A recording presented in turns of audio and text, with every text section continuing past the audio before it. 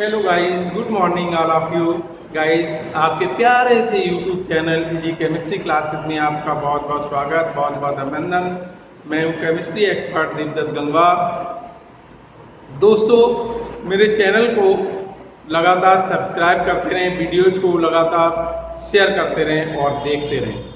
हमारा NCERT book में 11th class में जो चैप्टर चल रहा है वो है पीरियोडिक टेबल, और इसमें पीरियोडिक प्रॉपर्टीज हम पढ़ने जा रहे हैं। इससे प्रीवियस लेक्चर में हमने बहुत सारे इंपॉर्टेंट टॉपिक पढ़े हैं। Mendeleev's periodic table, modern periodic table, ये इसके डिफेक्ट्स पढ़े हैं, दीर्घाकार आवर्त सारणी पढ़ी है, संक्रमण तत्व पढ़े हैं, अंतः संक्रमण तत्व पढ़े हैं, बहुत सारे टॉपिक्स पढ़े हैं। अब हम बहुत ही मोस्ट इंपॉर्टेंट टॉपिक पढ़ने जा रहे हैं जो एग्जाम में लगातार पूछा जाता रहा है और इस साल के लिए इम्पोर्टेंट है, वो है आयनन विभव या आयनन ऊर्जा। इसे हम कहते हैं आयोनाइजेशन पोटेंशियल और आयोनाइजेशन एनर्जी। ठीक, अब हम चलते हैं इसकी डेफिनेशन की ओर कि आयोनाइजेशन पोटेंशियल और आयनन ऊर्जा होती क्या है। तो देखिए स्टूडेंट, कोई न्यूट्रल आइसोलेटेड गैसियस एटम है, अर्थात उदासीन गैसीय परमाणु है, जिससे मोस्ट लूजली बॉन्डेड इलेक्ट्रॉन अर्थात ढीले बंधे हुए इलेक्ट्रॉन को रिमूव करने के लिए, निकालने के लिए जितनी एनर्जी की आवश्यकता होती है, एनर्जी की उस मात्रा को हम आयोनाइजेशन पोटेंशियल और आयोनाइजेशन एनर्जी कहते हैं। और इस आयोनाइजेशन पोटेंशियल को हम आईपी और आईई से रिप्रेजेंट करते हैं। Electron volt and kilo calorie पर ग्राम एटम में मेजर करते हैं। जैसे देखिए M एक आइसोलेटेड गैसियस एटम है और इस आइसोलेटेड गैसियस एटम से एक इलेक्ट्रॉन जो मोस्ट लूजली बॉन्डेड इलेक्ट्रॉन है, इसको रिमूव कर रहे हैं। जब किसी एटम से इलेक्ट्रॉन रिमूव करते हैं तो उस पर पॉजिटिव चार्ज आता है। जब पॉजिटिव चार्ज आता है उस पे, और जिस पे पॉजिटिव चार्ज आता है उसे हम कहते हैं कैटाइन कहते हैं। और इसके लिए जितनी एनर्जी रिक्वायर्ड हो रही है ये कहलाई जा रही है आयोनाइजेशन पोटेंशियल और आयोनाइजेशन एनर्जी। अब हम पढ़ते हैं परंपरागत आयनन विभव। इसको इंग्लिश में कहते हैं सक्सेसिव आयोनाइजेशन पोटेंशियल। अब ये सक्सेसिव आयोनाइजेशन पोटेंशियल है, ये क्या है?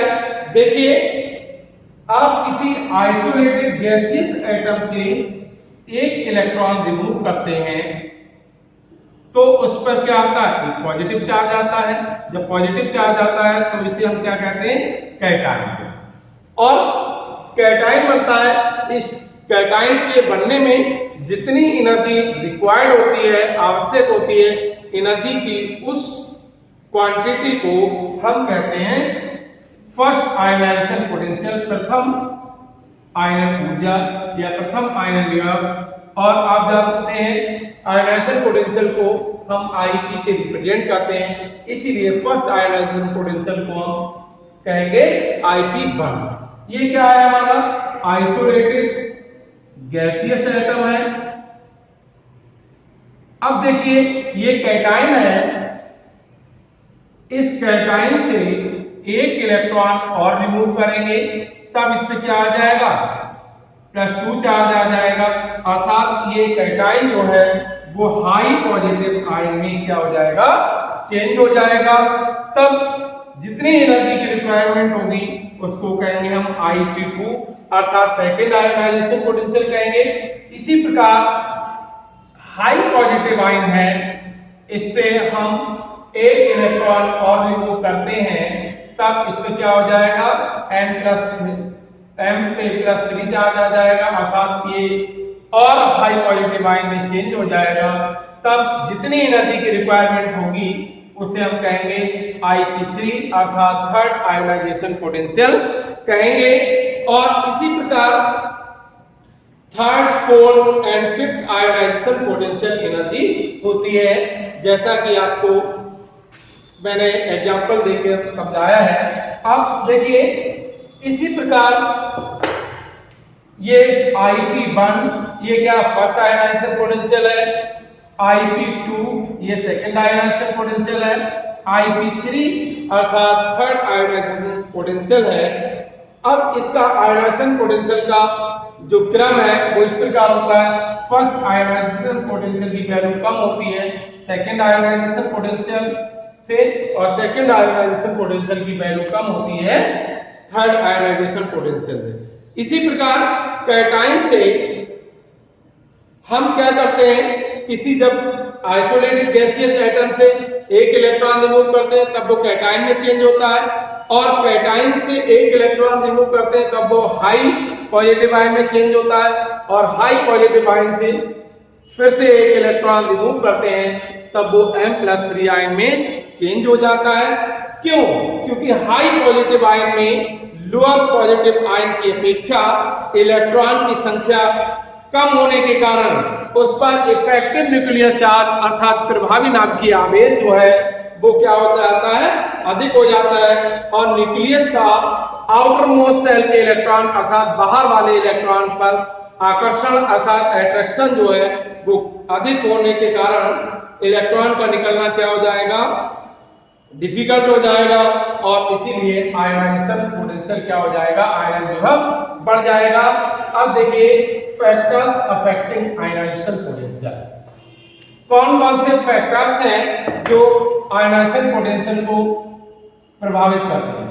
फैक्टर्स अफेक्टिंग आयोनाइजेशन पोटेंशियल अर्थात आयनन विभव को प्रभावित करने वाले कारक।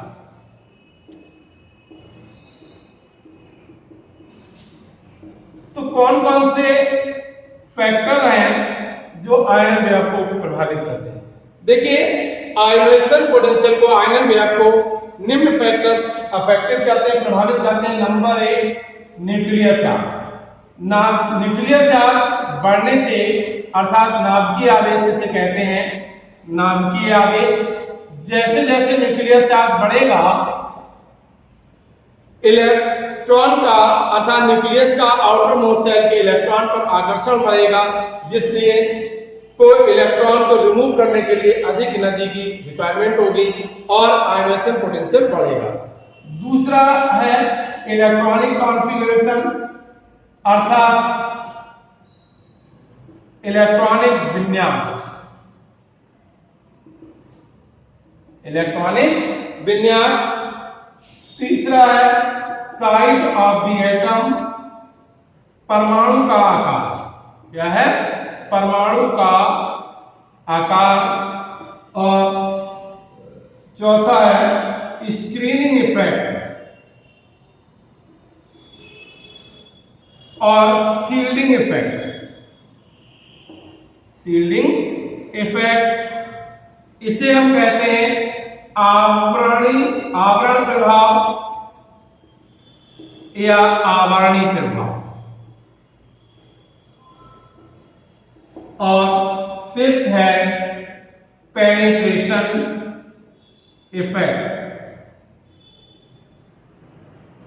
तो ये जो फैक्टर्स हैं ये आयोनाइजेशन पोटेंशियल को लगातार प्रभावित करते हैं। अब हम पढ़ते हैं कि इस आयोनाइजेशन पोटेंशियल की आवर्त और ग्रुप में क्या स्थिति होती है, क्या पोजीशन होती है। तो हम बढ़ रहे हैं अपने टॉपिक की तरफ। Variation of ionization potential. Variation of ionization potential in periodic table. आप जानते हैं कि पीरियोडिक टेबल को 2 पार्ट्स में डिवाइड किया गया है, horizontal columns and vertical columns. Horizontal columns को पीरियड कहते हैं एंड वर्टिकल कॉलम्स को हम ग्रुप कहते हैं। तो देखिए variation of ionization potential in a period, यानी पीरियड में आयोनाइजेशन पोटेंशियल की क्या पोजीशन है। तो देखिए जब हम पीरियड में लेफ्ट टू राइट मूव करते हैं अर्थात बाईं ओर से दाईं ओर चलते हैं तो जनरली आयनाइजेशन पोटेंशियल की वैल्यू इंक्रीज करती है। ऐसा इसलिए होता है क्योंकि लेफ्ट टू राइट मूव करने पर न्यूक्लियर चार्ज लगातार एक यूनिट इंक्रीज करता है। तो ये क्या हो जाएगा, जनरली इंक्रीजेस। अब देखिए elements of second period. Second period में कौन कौन से एलिमेंट्स आते हैं, लिथियम, बेरिलियम, बोरान, और बोरान के बाद आता है carbon, nitrogen, oxygen, fluorine and neon. इसके बाद आयनाइजेशन पोटेंशियल और आयनाइजेशन एनर्जी। आप जानते हैं आयनाइजेशन पोटेंशियल और आयनाइजेशन एनर्जी को हम इलेक्ट्रॉन वोल्ट में मेजर करते हैं। तो ये है 5.9, 9.3, 8.3, 11.3, 14.5 और ये है 13.6, 17.4, 21.0। तो ये देखिए आपको दिख रहा है कि आयनाइजेशन पोटेंशियल लगातार लेफ्ट टू राइट मूव करने पर इंक्रीज कर रहा है। अब ये है न्यूक्लियर चार्ज। न्यूक्लियर चार्ज अर्थात नाभिकीय आवेश, इस पे क्या लिथियम पे +3, बेरिलियम +4, +5, +6, +7, +8, +9 एंड +10। इलेक्ट्रॉनिक कॉन्फ़िगरेशन आप जानते हैं कि लिथियम का एटॉमिक नंबर 3 होता है, तो इसके आउटर मोस्ट शेल में एक इलेक्ट्रॉन होगा, तो इसका इलेक्ट्रॉनिक कॉन्फ़िगरेशन होगा 2,1, इसका होगा 2,2, 2,3, 2,4, 2,5, 2,6 और ये हो जाएगा 2,7, 2,8। तो ये हो गया आयनाइजेशन पोटेंशियल। आप देख रहे हैं कि आयनाइजेशन पोटेंशियल जनरली जो है वो पीरियड में लेफ्ट टू राइट मूव करने पर इंक्रीज कर रहा है। तो इंक्रीज कर रहा है, इसका रीजन क्या है कि लेफ्ट टू राइट मूव करने पर न्यूक्लियर चार्ज लगातार एक यूनिट इंक्रीज कर रहा है, जबकि प्रत्येक एलिमेंट में सेल की संख्या अर्थात कोष की संख्या क्या है, समान। इसमें भी 2 कोष हैं, 1 और 1 2, इसमें भी 2 कोष हैं, इसमें भी है, तो सभी में क्या है 2 कोष हैं। तो इसीलिए क्या होता है, इलेक्ट्रॉन का निकलना डिफिकल्ट हो जाता है, इसलिए आयनाइजेशन पोटेंशियल इंक्रीज करता है। लेकिन सेकंड पीरियड के एलिमेंट, कुछ एलिमेंट में इरेगुलरिटी है, जैसे अनियमितता है, जैसे बेरिलियम एंड बोरान। बेरिलियम का आयनाइजेशन पोटेंशियल 9.3 है एंड बोरान का 8.3 है। इसी प्रकार यहां देखिए नाइट्रोजन का 14.5 है और ऑक्सीजन का 13.6 है, जबकि नाइट्रोजन पहले है ऑक्सीजन बाद में है, तो इसलिए जो है नाइट्रोजन का कम होना चाहिए था, ऑक्सीजन का ज्यादा होना चाहिए, लेकिन यहाँ इरेगुलरिटी है, तो इसे हम half filled and full field electronic configuration के बेस पर एक्सप्लेन करेंगे। जैसे नाइट्रोजन है, नाइट्रोजन का एटॉमिक नंबर 7 होता है, तो देखिए क्या होगा 1s2, 2s2, 2p3। अब p सबसे अलग, p में 3 ऑर्बिटल होते हैं, 3 इलेक्ट्रॉन है, 1 2 3, ठीक। सभी इलेक्ट्रॉन क्या है, क्लॉकवाइज है। अब देखिए बोरान, बोरान का एटॉमिक नंबर होता है 5। ऑक्सीजन, ऑक्सीजन का एटॉमिक नंबर होता है 8, तो क्या हो जाएगा 1s2, 2s2, 2p4। अब इसमें भी p सब सेल में 3 ऑर्बिटल होते हैं, 1 2 3, और इसमें एक क्या हो जाएगा पेयर्ड इलेक्ट्रॉन और 2 अनपेयर्ड है, लेकिन इसमें अनपेयर्ड इलेक्ट्रॉन 3 है। तो आप जानते हैं कि half filled, fully filled orbital जो है वो अदर ऑर्बिटल के अर्थात अन्य कक्षकों की तुलना में अधिक स्टेबल होते हैं, इसलिए नाइट्रोजन जो है वो ऑक्सीजन के कंपैरिजन में अधिक स्टेबल है, इसलिए नाइट्रोजन का आयनाइजेशन पोटेंशियल ऑक्सीजन से अधिक है। तो इसी प्रकार हम इसमें देख लेते हैं बेरिलियम एंड बोरान में। बेरिलियम का एटॉमिक नंबर 4 होता है एंड बोरान का एटॉमिक नंबर 5। इसका इलेक्ट्रॉनिक कॉन्फ़िगरेशन हो जाएगा 1s2 2s2 1s2 2s2 2p1। तो देखिए इसके 2s ऑर्बिटल में 2 इलेक्ट्रॉन है, p सबशेल में 3 ऑर्बिटल होते हैं, 1 इलेक्ट्रॉन है। तो देखिए ये फुल्ली फिल्ड है और ये ना तो हाफ फिल्ड है और ना ही फुल्ली फिल्ड है। तो फुल्ली फिल्ड है बेरिलियम, इसलिए बेरिलियम का आयनाइजेशन पोटेंशियल बोरान से अधिक है। तो इसी प्रकार हम देखेंगे पीरियड में देख लिया। अब हम ग्रुप की तरफ चलते हैं कि ग्रुप में आयनाइजेशन पोटेंशियल की क्या पोजीशन होती है। तो देखिए variation of ionisation potential in periodic table and variation of ionization potential in a group। अब ग्रुप में आप देखते हैं कि अप टू डाउन मूव करते हैं। तो देखिए इसमें क्या है, एलिमेंट्स ऑफ फर्स्ट ग्रुप और फर्स्ट ए ग्रुप। तो इसमें क्या आ जाएगा आपका हाइड्रोजन, आपका lithium, sodium, potassium, rubidium and caesium. इसका होगा 1 3 11 19 55 एंड 37 एंड 55 हो जाएगा। ये हो जाएगा आपका आयोनाइजेशन पोटेंशियल। अब आयोनाइजेशन पोटेंशियल इसका है 13.6 5.9, इसका हो जाएगा 4.3 4.1 3. ये हो जाएगा 5.1 और ये हो जाएगा 4.5 4.3, ये हो जाएगा 4.1 3.9। तो देखिए generally ionisation potential up to down move करने पर डिक्रीज कर रहा है, तो ये हो जाएगा डिक्रीजेस।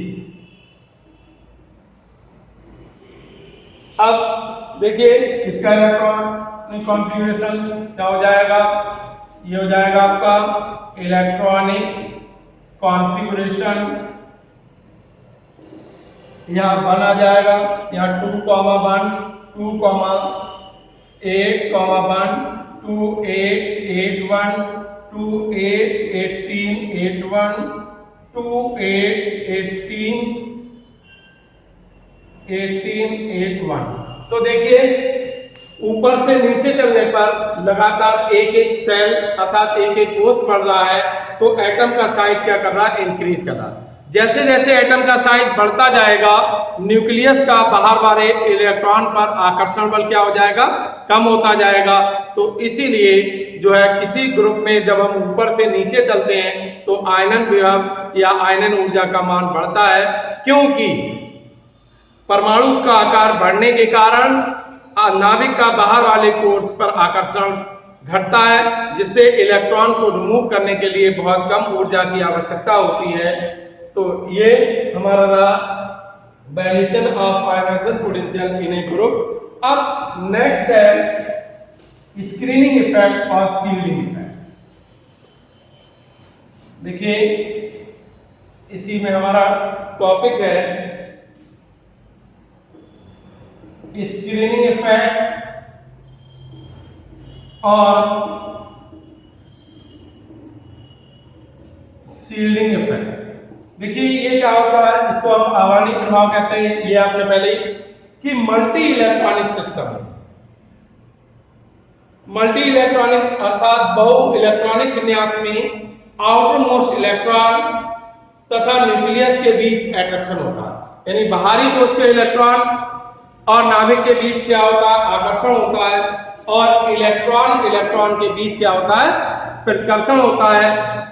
इन दोनों का इफेक्ट ये होता है कि जैसे जैसे न्यूक्लियस का आउटर मोस्ट इलेक्ट्रॉन, जैसे जैसे इनर सेल में इलेक्ट्रॉन की संख्या बढ़ती जाएगी, नाभिक का आउटर मोस्ट सेल के इलेक्ट्रॉन पर आकर्षण बल कम होता जाएगा, जिससे आवर्णी प्रभाव अर्थात स्क्रीन इफेक्ट क्या होगा, बढ़ेगा। इस प्रकार किसी भी ग्रुप में ऊपर से नीचे की ओर चलेंगे तो आवर्णी प्रभाव बढ़ेगा, और किसी भी आवर्त में बाईं से दाईं ओर चलेंगे तो आवर्णी प्रभाव क्या होगा, कम हो जाएगा। अब है पेनिट्रेशन इफेक्ट।